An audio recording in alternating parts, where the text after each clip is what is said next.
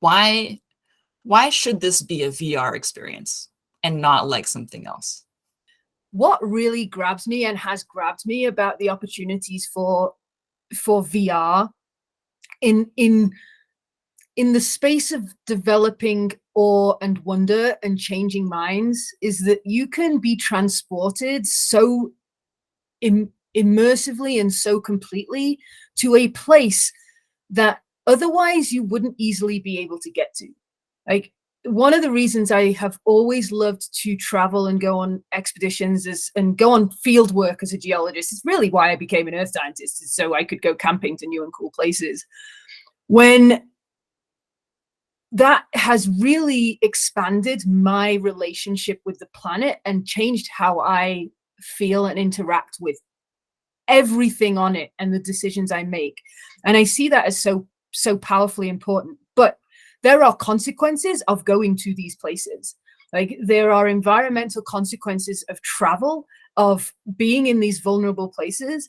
And what for me, the power of VR is telling these stories in that way that transports you to them and gives you that visceral emotional connection to these stories, but without some of those negative consequences, and also with increased accessibility. Not everybody can afford to go to these places, and the scope of VR to do these things for more people and to minimize the negative harmful impacts of extensive travel, I think it really excites me.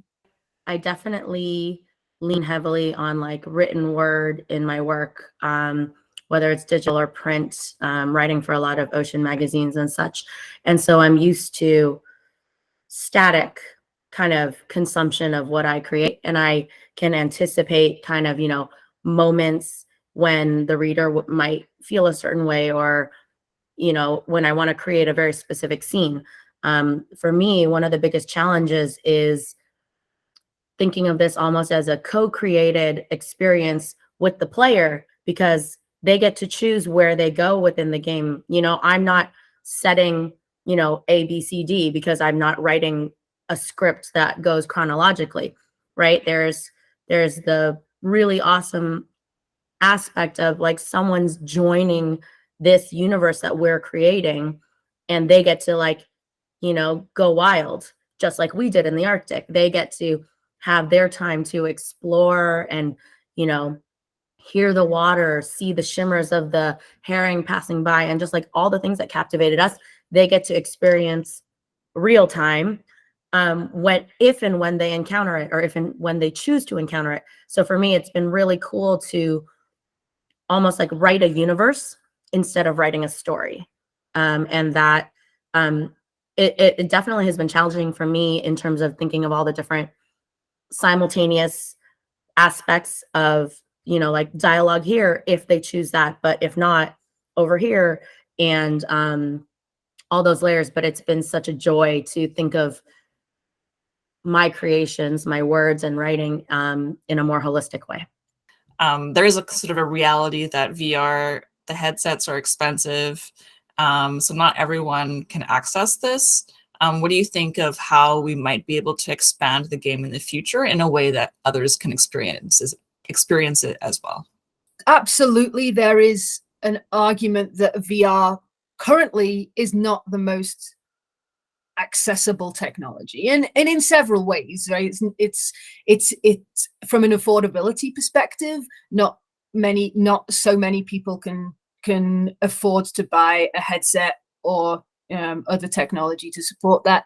And also from an accessibility standpoint, in that not many things built for VR are usable by people of varying abilities and needs.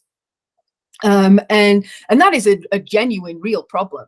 But I think I think the tech as it develops will become more affordable and more accessible to more people in more places.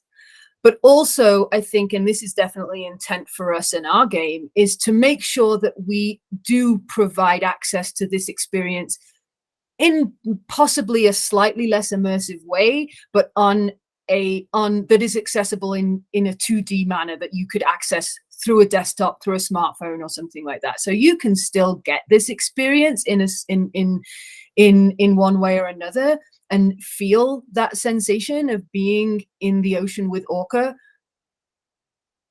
but you don't have to have all of that equipment.